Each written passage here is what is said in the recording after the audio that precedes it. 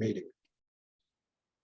Okay, so we'll welcome everyone back to our study. Now, what I'm going to do today is give a little bit of an overview because we have to get a warm-up. We've been away for the whole Pesach holiday.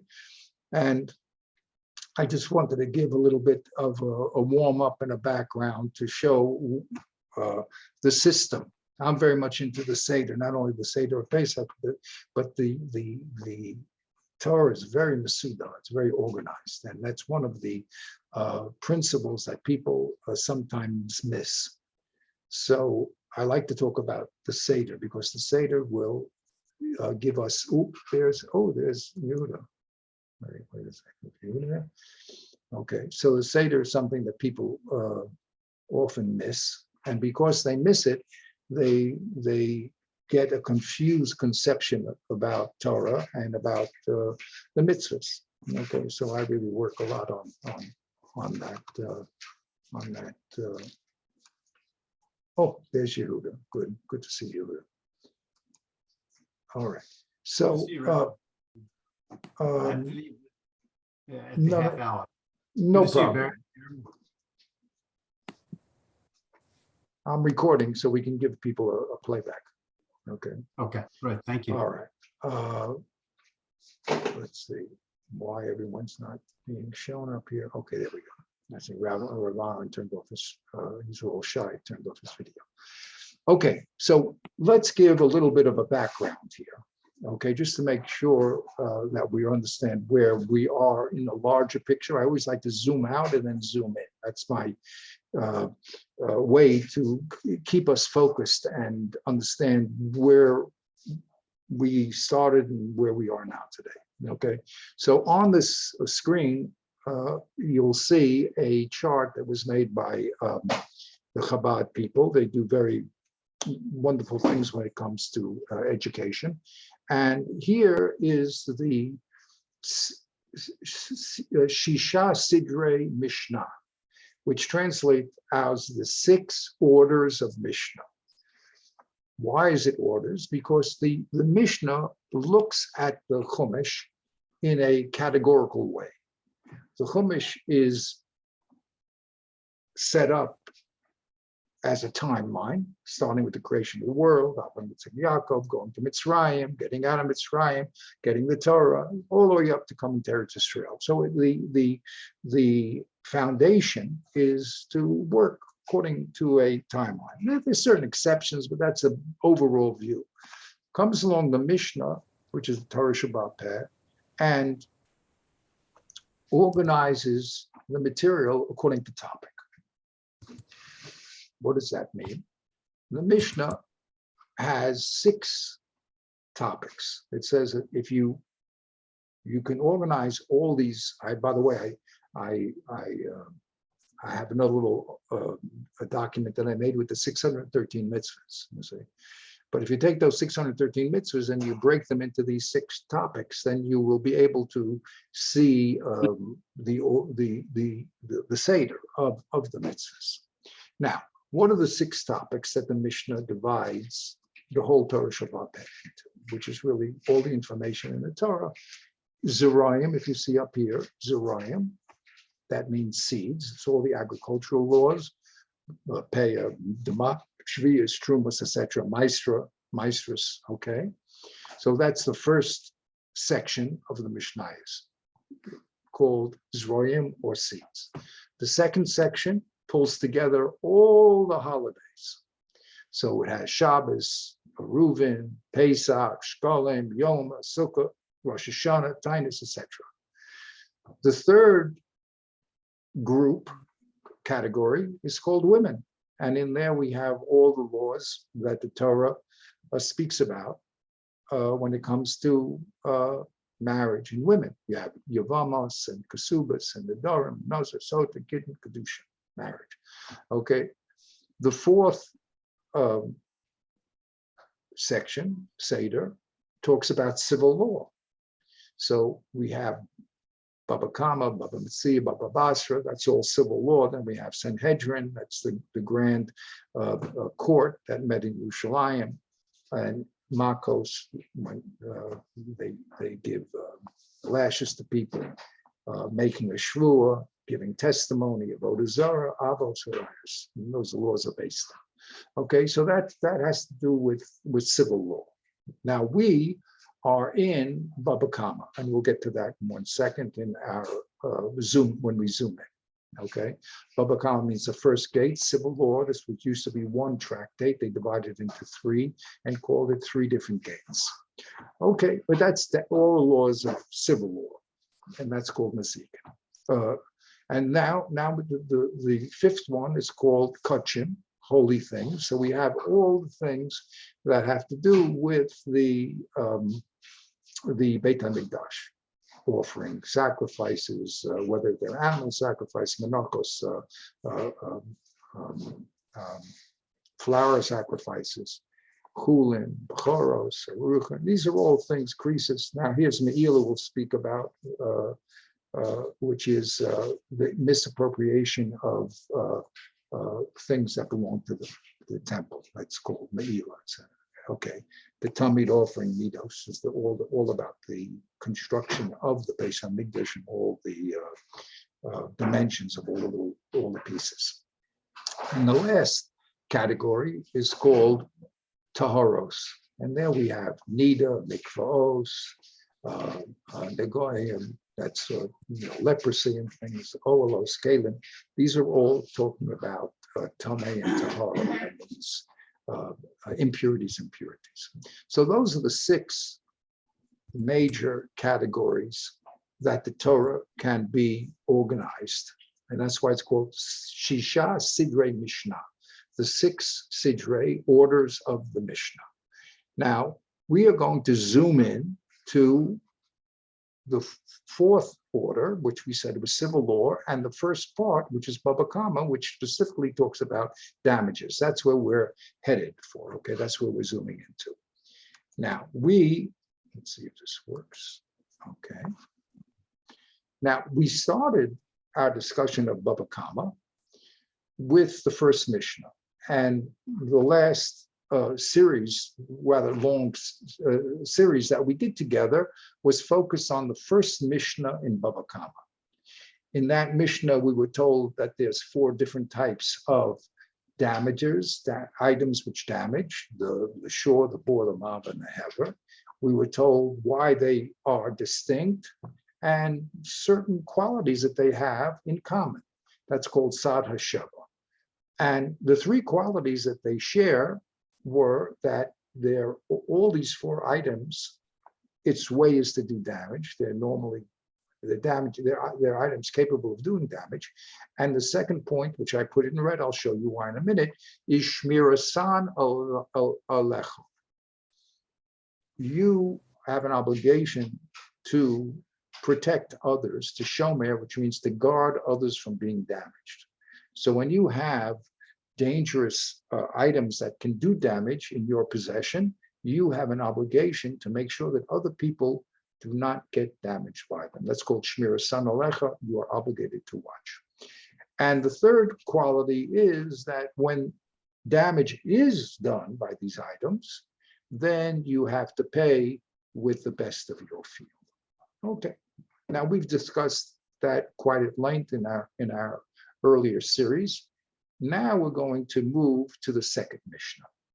Now the second Mishnah is going to focus on point number 2 here. Point number 2 is the idea of shmirah, your obligation to protect others from being damaged by your property. So now let's look at that Mishnah together, okay?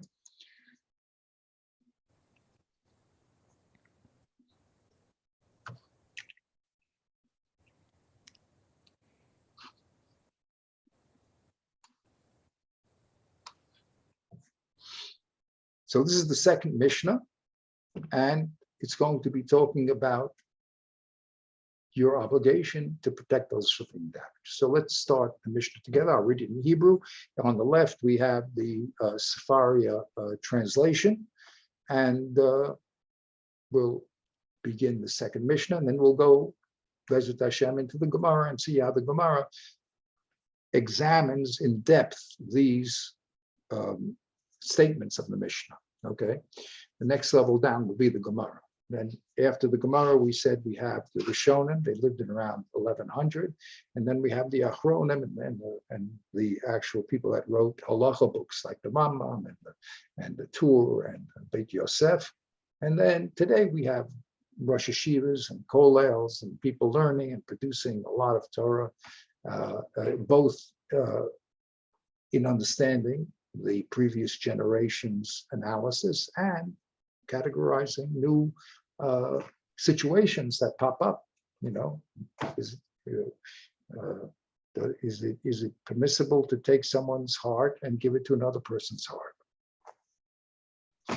Okay, these are problems. Okay,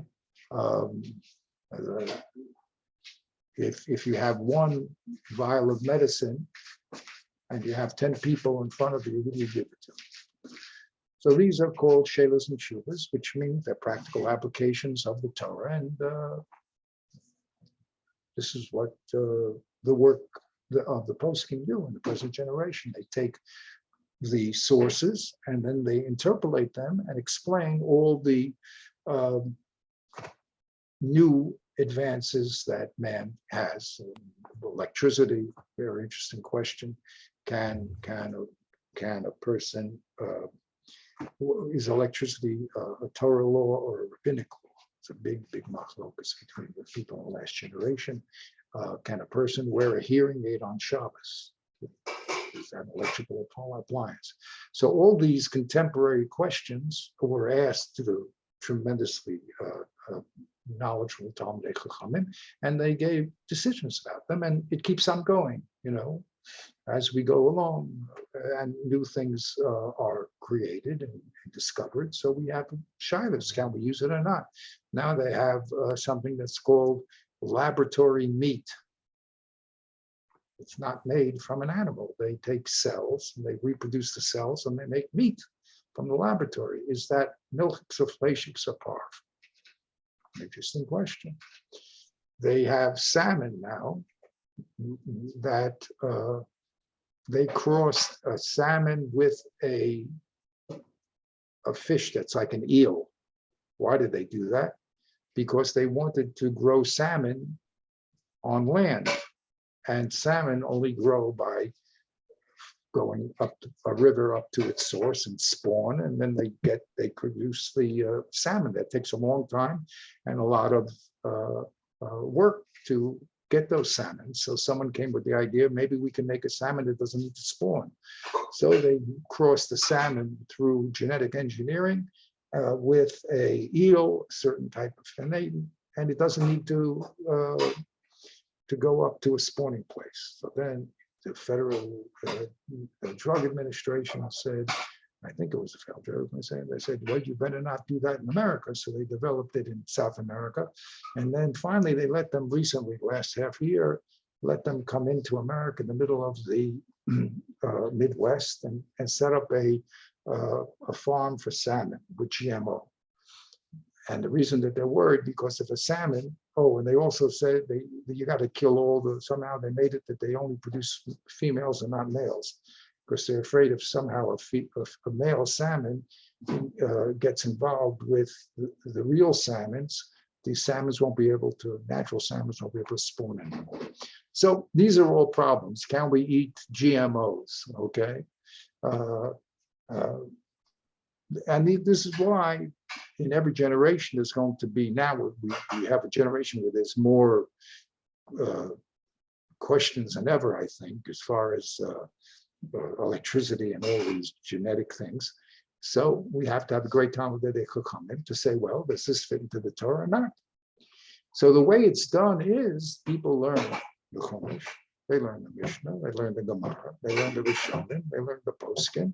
Then when they're very well informed, they can make decisions about these middle cases or combination cases.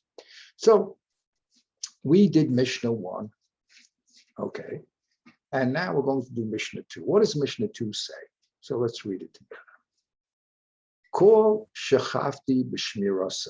You can read along in English over here, and I'll translate it. Everyone that is obligated, chayav, is obligated bishmira self, to watch something. He says safeguarding, but it really means watch something, protect an item.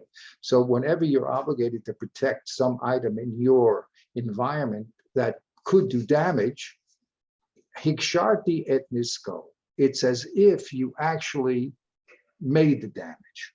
You can't say, well, I had an animal and I didn't close the barn door and he went out and he gored someone, but it happens, just an accident. No, since you're obligated to make sure that your animals don't go astray, you have to tie them up or keep them in a fenced area. If you didn't do the proper safeguarding, protection, and someone got hurt, then you actually did damage, even though you didn't physically do it. It was just an animal that you had. But since you had to watch it and you didn't watch it, it's as if you did it. And you have not had to pay for that damage. Now, the second, so that's the first law. The first law is shmira, the obligation to watch, makes you the damager, and therefore you're going to have to face the consequences, which is paying for that damage. Now, of course, if you were smart, you would do your shmira, and you wouldn't wait until the item did damage and say, well, I can pay for that. That's a Russia would do that, right? The Torah is trying to tell us you have an obligation not to hurt people. If it does happen, you're going to be responsible, you're going to have to pay. The second din, hiksharti b'mixas nisko. Say I did not make all of a damaging agent. We'll explain what that means. The law is chafti b'tishlume nisko. I still have to pay the party that was damaged. Keheksher kol nisko, as if I did all of the damage. So the case that's brought in the Gemara is a case where, because it's very enigmatic, I think you read it in English, it's still, you don't know what case it's referring to. The Gemara says it's the following. Here's an example of the case. We learned in the first Mishnah that a bore of 9, that means a pit of 9, is not sufficient to kill an animal. It can damage him and you would have to pay for damages, but you wouldn't have to pay for the death of an animal if an animal died in a bore of 9, because really he should have gotten damaged and not died, and therefore you're not the cause of that death. If you dig a bore that's 10 tvachim, tefach is a handbreadth. So if you dig a pit 10 tvachim deep, and the neighbor did a public area and the neighbor's animal fell in and died, then you have to pay. So that's the law of bore. A bore up to 9, you have to pay for damages, but not death. A bore of 10, you have to pay for death, because the bore of 10 is deep enough to cause injury. So you were the cause of the death. What would happen if a person dug a bore of 9, and we'll call him Reuven, and then Shimon came along and made that 1 tefach deeper into 10? So you say, wait a minute, I mean, I did 1 tefach, he did 9. So let's share the damage, 50-50. We both ended up killing this animal, so let's share it 50-50. Comes along this statement in the Mishnah and says, no, since you created the damager, you made a bore which was a damaging bore into a killing bore, even though you did only 1 of the 9 tefachim, you only did part of the act, it's considered as if you did everything, because you created something that was a damager and made it into a killer. Okay, and so that's what it means here. Hiksharti b'mixas nisko. If I only prepared 1 tefach out of 9,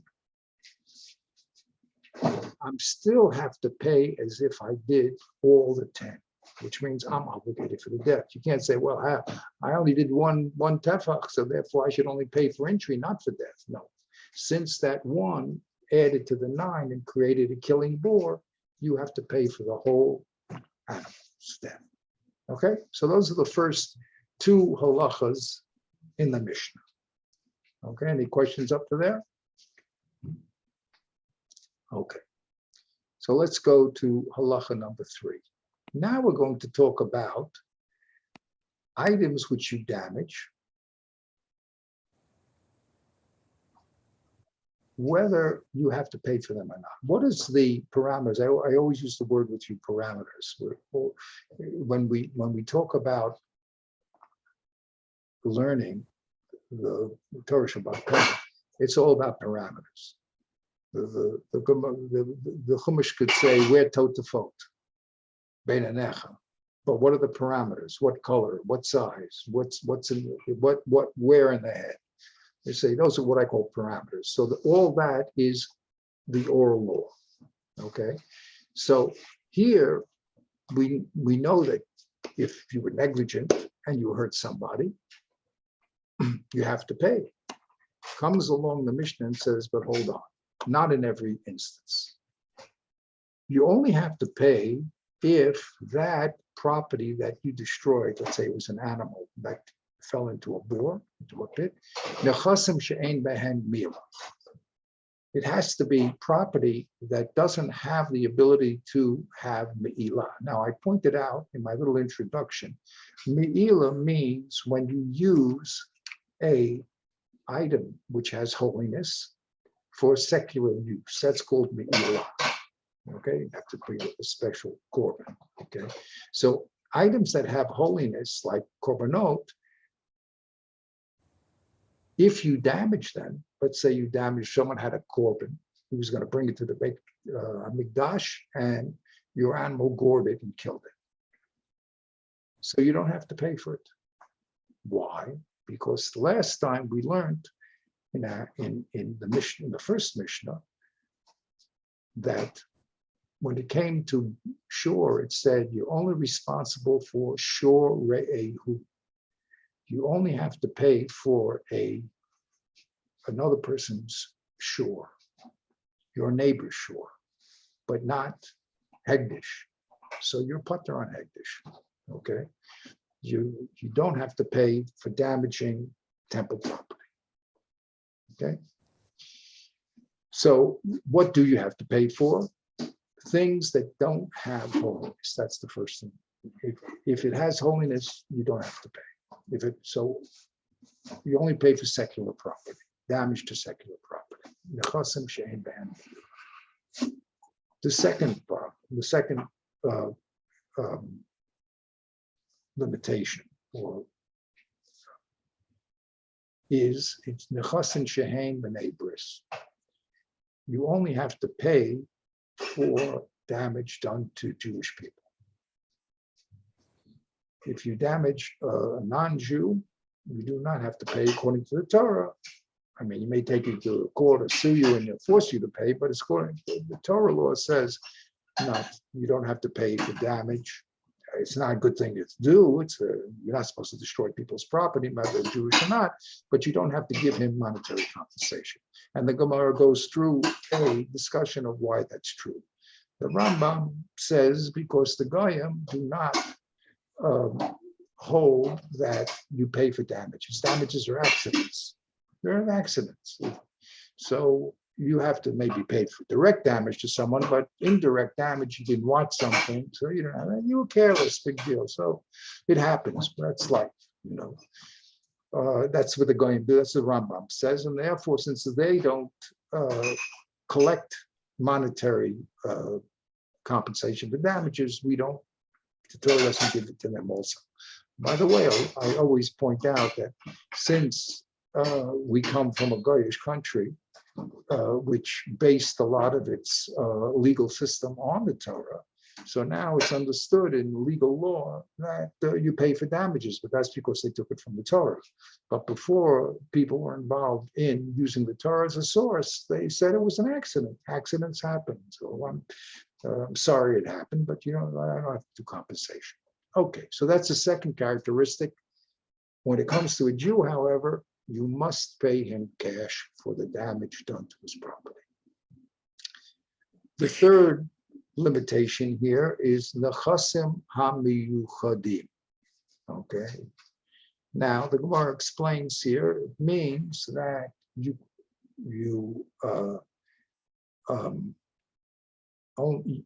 have to pay for property that's owned by someone, okay, and not by property that's hefker. And the Gemara goes, so as a hefker, who would you pay anyway? The Gemara gets a long discussion. He avoids the problem by just saying that the Gemara will explain it later, okay? But it has to be, it has to have an owner. If somehow someone didn't acquire something and it hurt something, if it's hefker, then he doesn't have to pay. You're only obligated to pay if the person who you damaged had an owner. Okay. Now, the fourth characteristic here is place. So we spoke about, first of all, you only pay if you are obligated to watch. Number two, if you don't do the complete damage, but complete it, you have to pay. Number three here, you're only obligated to pay for for secular damage, and only secular damage to Jews and secular damages to property that's owned and not hefker. Okay. The fourth characteristic here is called makom, place. Where, under what conditions, meaning under what place do you have to pay? So the Mishnah says, B'kol makom, every place you have to pay, except, now there's an exceptions here, which means there's going to be two exceptions where you don't have to pay. So your damage, when damage happens, you have to pay no matter where it happens, except for two exceptions. What are the two exceptions? The first exception is Mirishus HaMiyuchedet Lamazik, a domain that is exclusively owned by the person who did the damage. What does that mean?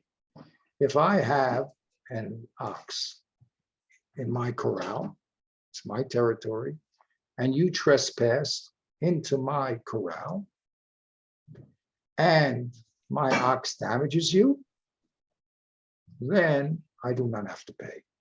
What are you doing in my property? I have a right to keep my animals in my property, and I don't have to think that you're going to come in without permission. So if someone trespasses and gets hurt, it's their problem. You don't have to pay. Okay, so that's the first exception. If the damage happens on your property, then you don't have to pay. The second exception, Rishus Hanizak V'Hamazik. Let's say the property is jointly owned by partners, and one partner damages the other partner. Let's say Reuven again are partners. And Reuven's ox damages Shimon's ox. Does Reuven have to pay? The answer is no, because they both have reshut, they both have permission to be in that area. So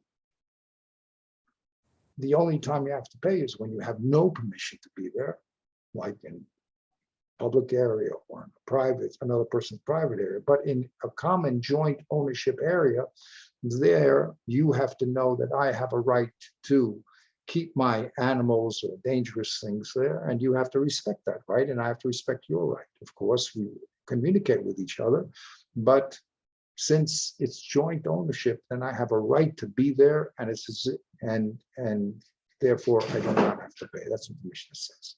So that's the fourth limitation on paying. And then the Mishnah ends up at the last line, and it says, Keshahezik, when damage does occur in any of these situations,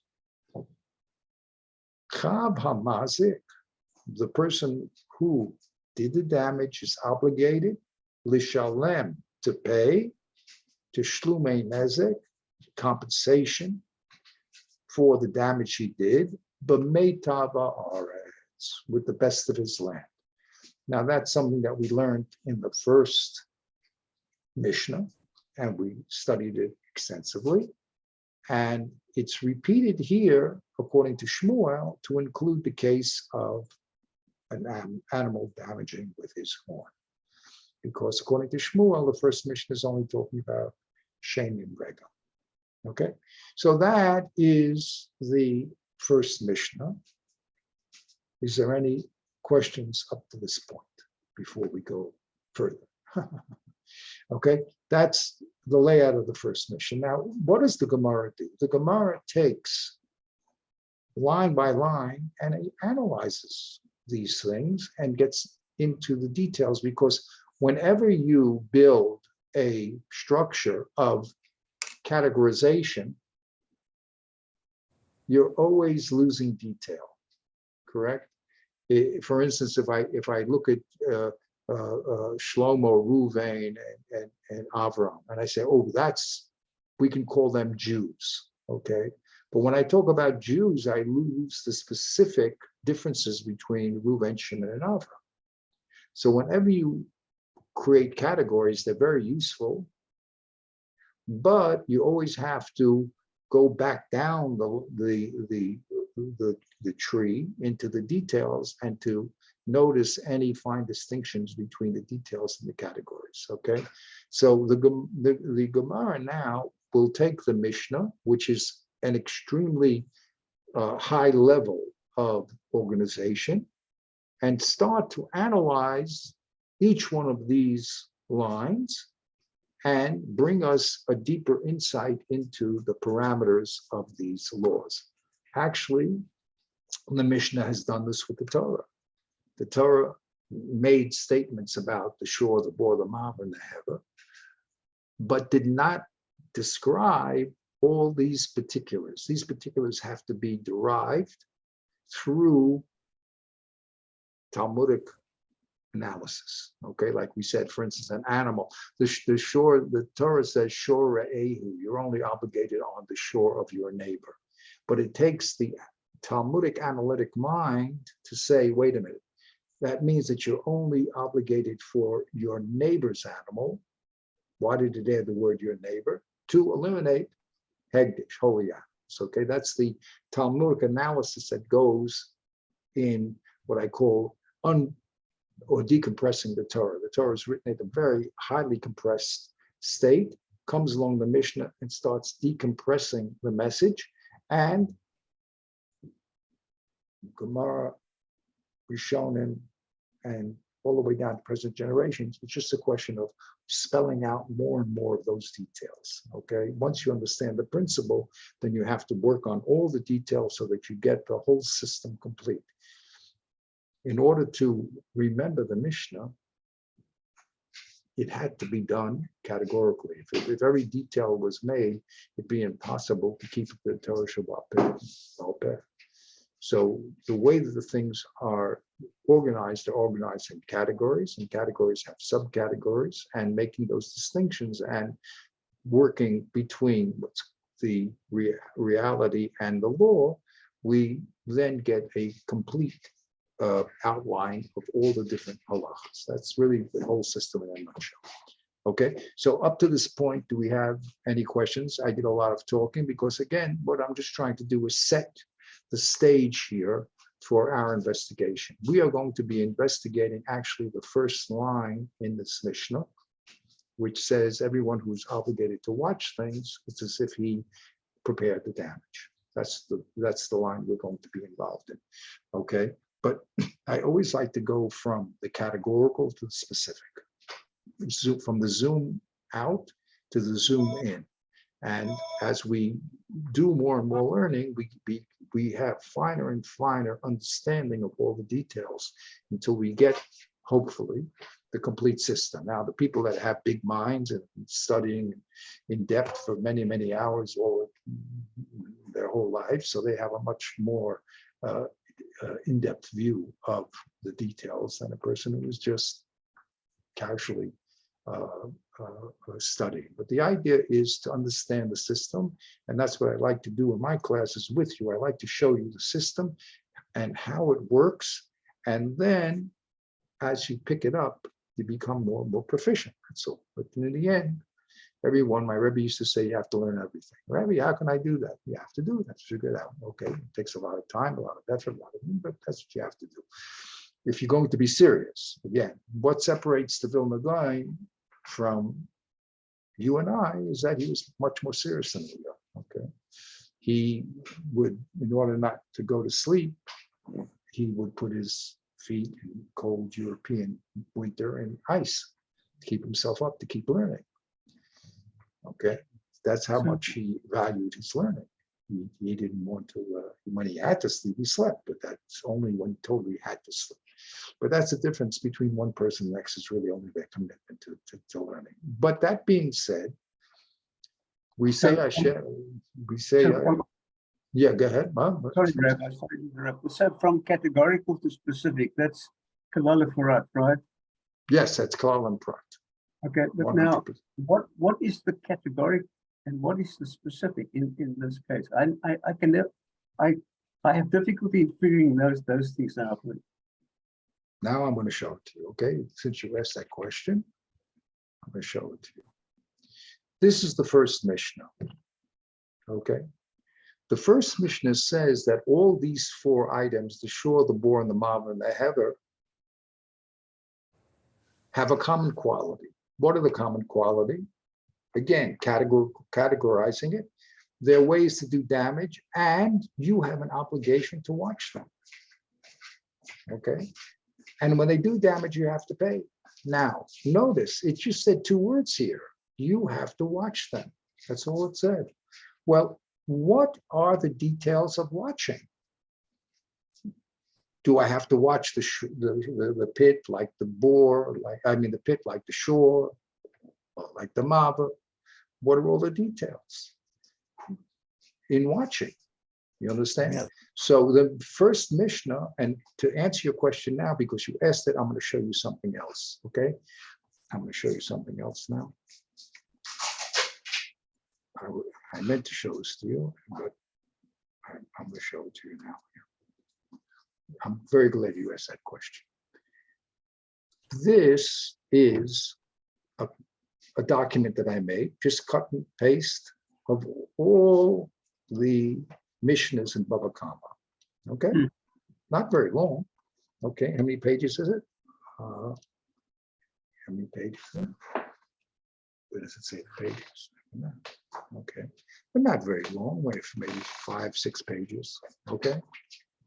Now, when we look at these Mishnayos, and to answer your question, we're going to see exactly that, klal and prat, category and particular.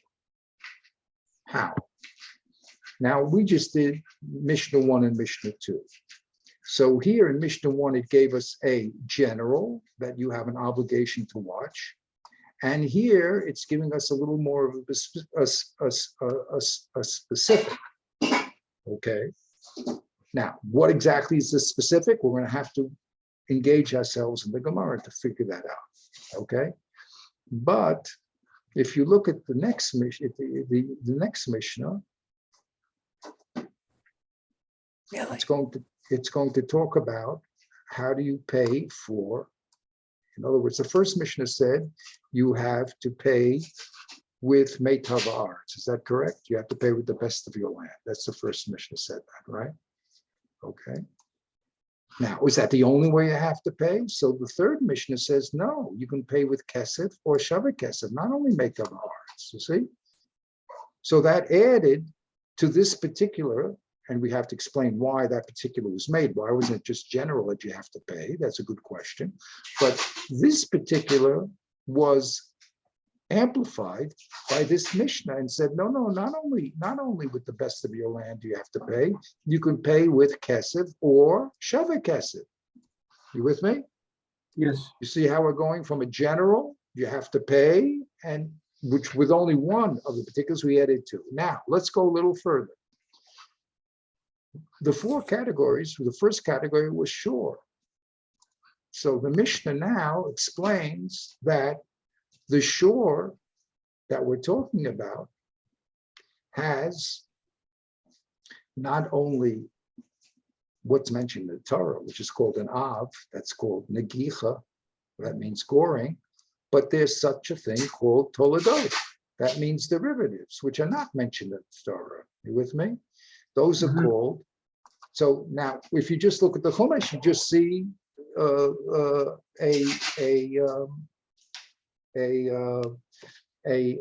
goring animal. So now the Mishnah says, hold on, but you have to know that that goring animal is going to produce through a logical system called analogy a lot of other cases that are not written, like we spoke, biting and pushing and kicking and squatting. Okay, then the Mishnah is going to go into a detailed analysis of foot. So first of all, it did a detailed analysis of Karen, okay, which was the first one according to the position that said the shore is the Karen, okay, all three, okay, Shmuel doesn't work that way, but okay, doesn't matter. But the point is, it gave now the details. The shore is actually not only the shore, but its derivatives called toldot, okay. And now let's go into all the details. Well, you told me that the shore is made up of the Karen, Shane, and the Regel. Well, let's get into the details. How do you do the Shane, you see?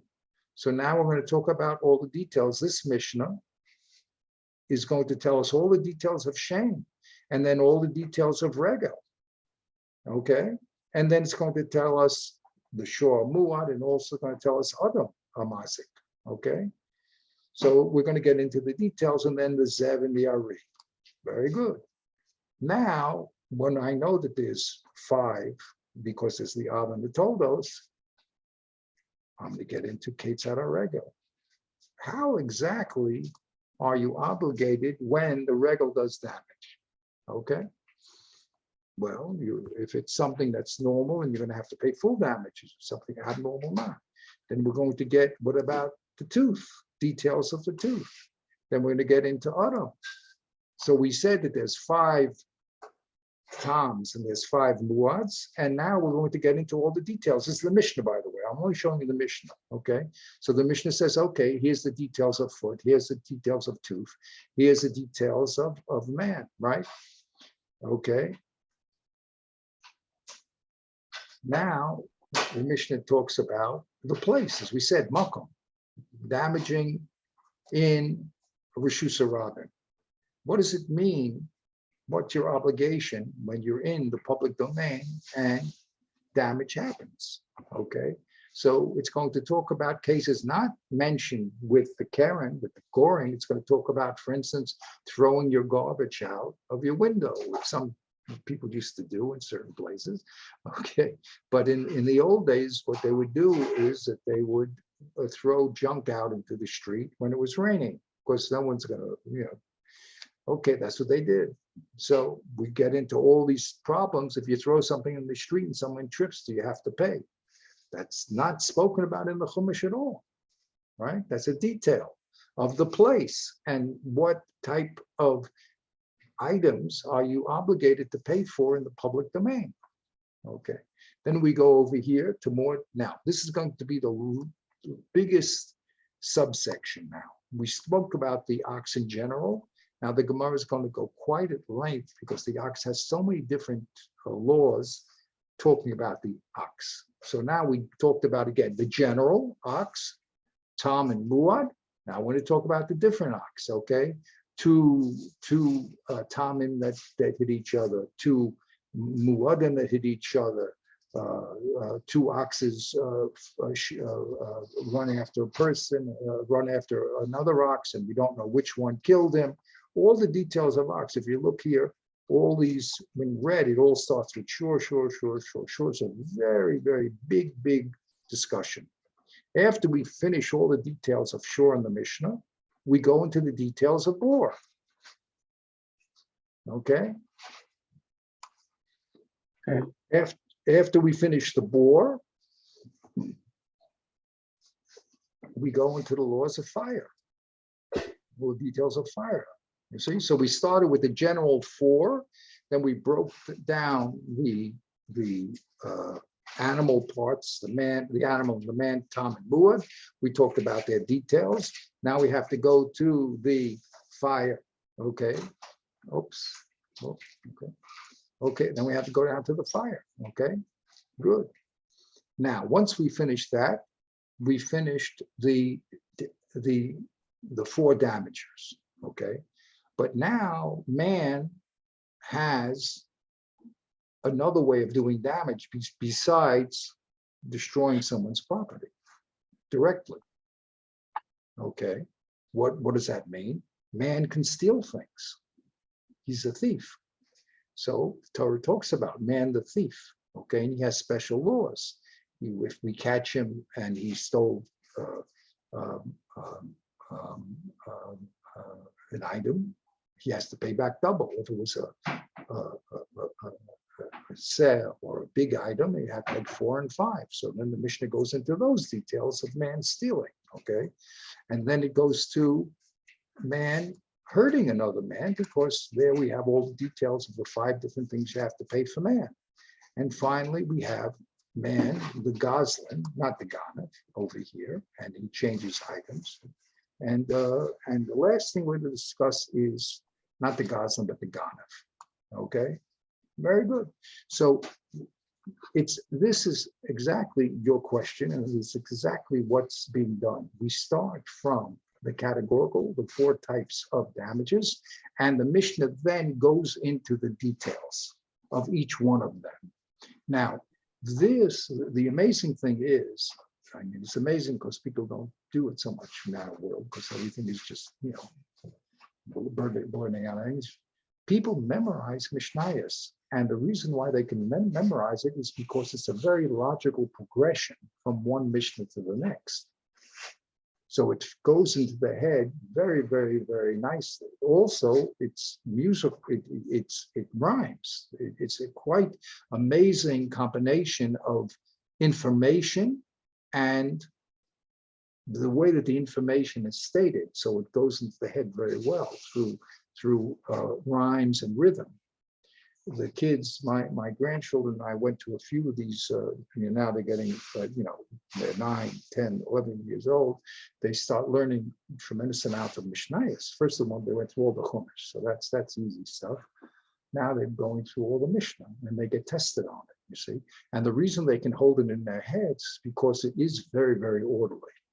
But we are looking at it, and even a lot of people, they don't realize the order of the Mishnah. It's not just that there's 6 categories. Each subcategory is broken down from general to a specific. Here we get the 4 types, and now we're going to break down each one of the types into its subs. And that's exactly the system here. That's the system, you hit it on, that is the system of learning.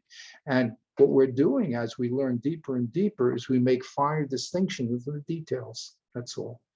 In different cases, but the organization is something that's it's quite it's a remarkable to behold. A lot of people don't see it. What I added in is just that I take these tools that we have and I just make it visual. But really, the people just have all the stuff in their heads, and it's orderly and it's organized. I mean, there are people who don't have it organized. I'm not going to say everyone has it organized, but it's set up to be an organized and logical progression of ideas. And that's why it's lasted for 3,200 years. It's a long time for there's no document that we have that's so extensive that has been around for 3,200 years. I don't think you'll find any document. You'll find little pieces of hieroglyphics, talking about some grains or who knows what, a rainstorm or something. But the Torah is a document which is an active interaction of man and his relationship to all the different types of creation. No one has such an extensive document, and no one has such a detailed analysis as we do. And that's a Torah Shabbat Peh. And no one has a method to make sure that analysis and those details and that information moves through time. When we were kids, we had this thing of telephone, okay? And you started with a message, and the kid at the end of the message, a totally different message. Why? Because you're dealing with children who don't have the ability to be precise in what they hear and what they hand over. But when it comes to the Torah, for 3,200 years, the greatest Jewish minds have been absorbing and passing over the Torah from generation to generation. And that maintains its accuracy. Now, of course, there's places where during the generations, so certain information becomes cloudy and there's a difference of an opinion. But that's unfortunately the part of our various that's one of the Eretz Israel. Now it's happening in Eretz Israel. It's amazing. It's happening that these kids, I mean, I see it, my grandchildren, the difference between me and my son is light years. The difference between my son and his children are light years. The amount of Torah that these kids are absorbing and being tested, they're not just saying over things like a Manhattan telephone book. They're really being tested on these things, and they're asking questions and they're studying things at a very young age. I mean, you go to these Beit Knesset also, you see these kids, I mean, they're little pipsqueers, 11, 12, 13 years old, and they're discussing Gemaras, very deep, intense Gemaras. Wow, you know? And so we're living in a time now where Hashem has gave us the bracha of Eretz Israel and Torah's Eretz Israel. And there's no real comparison between the Torah that's going on here anywhere else in the world. My friend Rabbi Sadin has a very, very high level kollel, and he visited America, and so a rabbi there wanted to show off all the stuff that his son knows. And he said to me, I didn't tell him, of course, he said he wouldn't say it, but he was like, he would be a B student in Israel. The level of Torah learning in Eretz Israel is very, very, very high, and it keeps growing higher and higher and higher. So that's what's happening. But that being said, how do we get off on this? A main system that people don't understand is categorization in particular. And the reason they understand is because they unfortunately don't look at the Mishnah. They learn a Rabbi Kiva Eger, or they learn a Vilna Gaon, and one day they're learning Mishnah, and the next day they're learning Pasuk, and the next day they're learning Mishlei, and it becomes a hodgepodge because they're not being trained in a systematic understanding of the material. But now in Eretz Israel, that's what's happening. The kids are being trained systematically in understanding the system and being able to understand means not only just to read the words and say them over, but to understand when situations are contradictory. That's called a kasha. And they're able to research now. It's their language. Imagine that. I mean, for us, Aramaic and Hebrew is a second language, or a third language, or a fourth language, you know. But for them, these kids are brought up with Hebrew. That's their language. So for them, it's there's no barrier with the words, you know. And the same thing with Aramaic. They learn Gemara, and they pick it up very, very quickly. So there's remarkable things happening. But that being said, I just want to bring out, a lot of people just don't realize the power of the category in particular. And that's really what I just, because of your question, it was very, very important that we looked at the Mishnah in the whole. Now, what we're going to do is go into depth about the Shmira aspect, you see. In the next class that we have, Bezrat Hashem, we will discuss what people are called people who can do Shmira. Okay, so for instance, if you have a child and you put him to watch an animal, an ox, and then the ox does damage, did you do proper Shmira or not? You see, what happens? You have a field, and you say, oh, well, I'll hire this guy. He's not too smart. He's a little bit stupid. He's called a shota. He makes a little craziness, but I'll keep him off the streets. I'll let him just watch my animals, you know, and then the animal does damage. Is that called proper Shmira or not? So that now we do a deep dive into the idea of Shmira. So the next time we meet, Bezrat Hashem, we will start the Gemara. Again, we're on test 9b. Everyone's free to look at the Gemara. I didn't print it out, but you can find it on Sephiria. You can find it in Art Scroll. Now, when I started yeshiva, there was a little bookcase of English books. Now there's 50,000 books all over the place in every language and everything. But what's necessary here is to make sure that we have a systematic way that we engage in the text. And this klal and prat, which you're talking about, is very, very much the beginning point of investigation. And how do you make a difference between one prat and another prat? Through manashtana. That's why we went through Pesach. Seeing similarities and distinctions enable us to categorize things properly, and therefore we'll be able to understand whether it is permitted or not permitted, no matter what halacha is. And basically that's what we're doing. We have the Torah, it's setting up a system, then we have external cases that come up, and we have to now say, does this case fit into the prohibition or the permission that's in the Torah? That means similarity and difference. That's what we're doing. That's why we do on the Pesach. We tell the kids, that's the first thing they have to learn, that to be consciously aware of similarity and difference, because we're going to be using that all throughout our learning experience. Okay, so again, I spoke a lot, but I would like, if you guys can look at the first Gemara, only the first 4 or 5 lines, okay? Maybe still more than 4 or 5 lines. I broke it up, but look at the beginning of the Gemara, the first piece, and then we'll discuss it next week, and we'll get involved more in the details of who is considered a good shomer. Okay. So is there any other questions? That was a long answer, right, Barry? I think it was a brilliant answer. Thank you. This is, see if I got it right.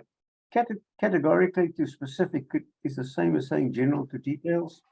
Yes. Klal and prat. That's exactly. Category.